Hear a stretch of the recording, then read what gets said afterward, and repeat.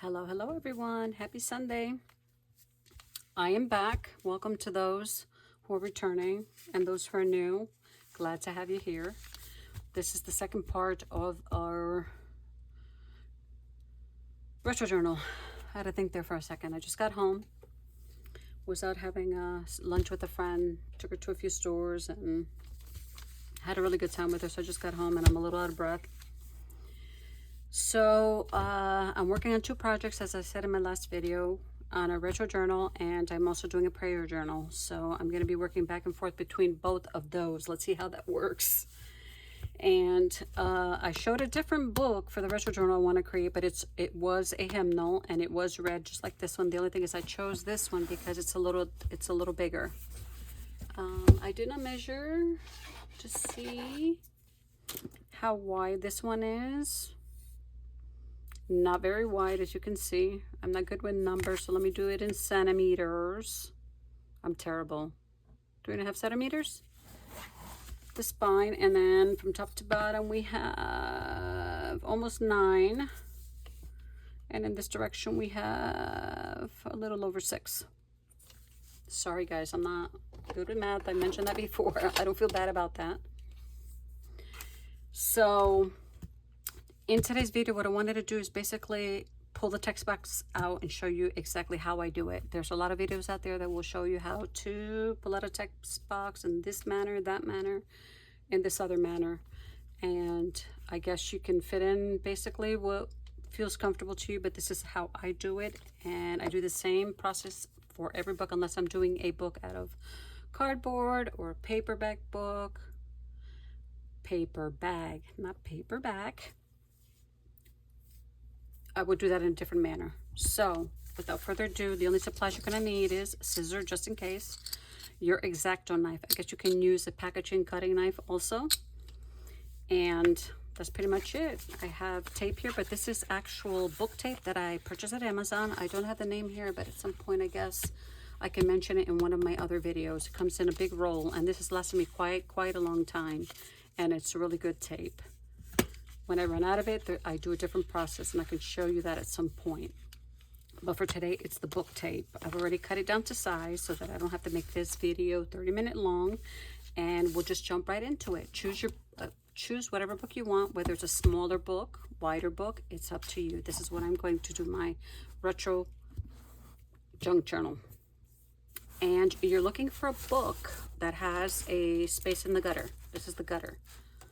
If you could put your finger in there, there's enough space to tear the text box apart from the spine without injuring the spine in any way, shape, or form. So what I do is, as you can see, it's a 1979 hymnal, and it's in perfect condition. I'm not going to throw out any of the hymnal pages here because this for me is gold. I can use this in so many forms, and I do not want to throw these out, whether they're pockets, tags, belly bands, just about anything. Side pockets, lower pockets, upper pockets, page clips, anything. This will do wonders. So I like to put my finger in the back and stretch it out. That's what I do. Sometimes when I run out of tape, I'll leave the end page on and maybe this one and tear in here, because this page here will actually become the tape portion. It will go over the spine. I will glue that down and it'll go over the spine. That's if I run out of tape, but I haven't, so. And then I'll just take the knife, and I'm not gonna poke the whole knife in. Just please be careful, do not get hurt. If you have an X-Acto knife, make sure this is snug and tight, because sometimes it's loose and it wiggles back and forth, so.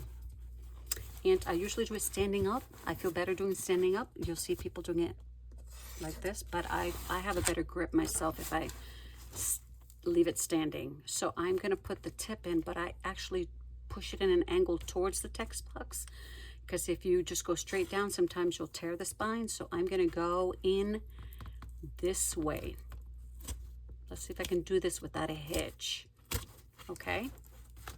There we go. And some books are so old that you could just keep pulling down and it will come off of the hinge. Let me just cut over here a little bit because I think I cut too far back. There we go. And then you just slide your knife. Now I'll pull it back Slide your knife facing the direction of the text box carefully. And now I could lay it down and see if it'll pull. This one's kind of snug in the back. I don't want to tear the book at all. Some are really easy to do. So as you can see, you go down slowly and just keep tearing at it very slowly towards the text box, and it will come off. As you can see, put your finger in there. You can help it a little bit. Some books are a lot, like I said, a lot easier to separate than others. So, and this book looks like it's a very good quality book. So I'm going towards the text box, trying to avoid cutting a hole in here and tearing the spine in on this side, which I've done that before. And there's ways to remedy that you can use some of the actual tape on the outside and bind it on this side. I've done it before. So, and then I'll just keep pulling now that I'm towards the end, and I'm using just the edge of my knife, as you can see. And there we go. And then you could just pull this off. Easy peasy. That I'll end up taping down, gluing down. We'll see how much of that's gonna come off. Okay, so now we go to the back, and this becomes a lot easier because you've already torn the front. So in the front of the book, I put them together sometimes, and then you can't see, but I'm doing the same. You might not be able to see, but I'm doing the same thing. The knife is going towards the text box, and I can pull with this finger here and my thumb. I can actually separate so that I know I'm going straight down without hurting my cover or the spine. Let's see. This one's glued down pretty well. Wow. And like I said, it's a real sturdy book. And then you just cut through the tape and all that good stuff that's there. And you might have to do it just a little more to get through, but it'll work. See, look at this. I have not run into this much resistance before. This book is a really good quality book. Okay, and then I will continue to go down, and then I'll keep pulling and tearing. Wow, this one is. Oh, you know what I can do? I can turn it upside down also if I want to, and come in the other direction and do the same thing. Might be easier, you see? You gotta be really careful. There we go. No tears. Oh, I love it. No tears, no tears. Okay, look at that. That was glued pretty awesome. Look at that. Nice. This goes in a container, plastic container. I like to put a lot of the books that I've already created.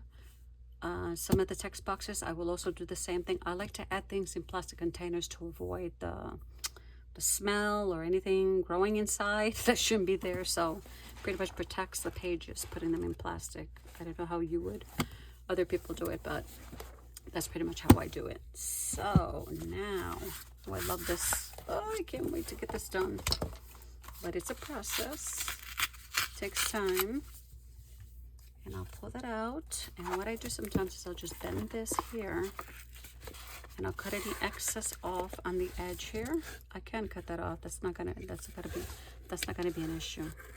So cut any fibers that are sticking up so that when I put my tape down, they do not bulk. It does not bulk.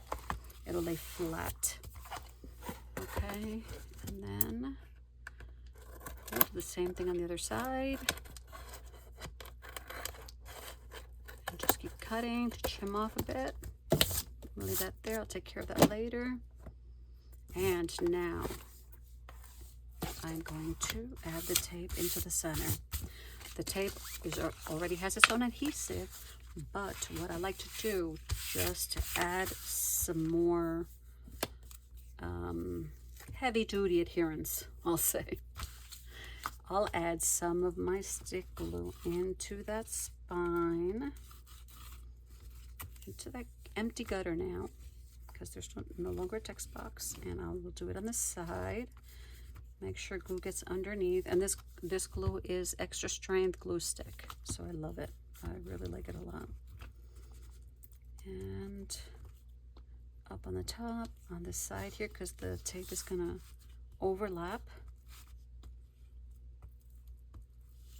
If, like I said, if I didn't have any tape, let me show you what I do with that. I take the page, the first page in the book, blank page, and I don't cut it off. I leave it there, and then I will overlap it on here, and that will cover up the spine, and it works just fine.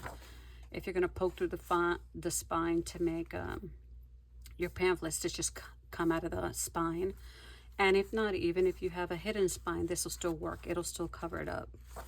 So, and I don't have tape. That's what I do. I don't use masking tape for my books.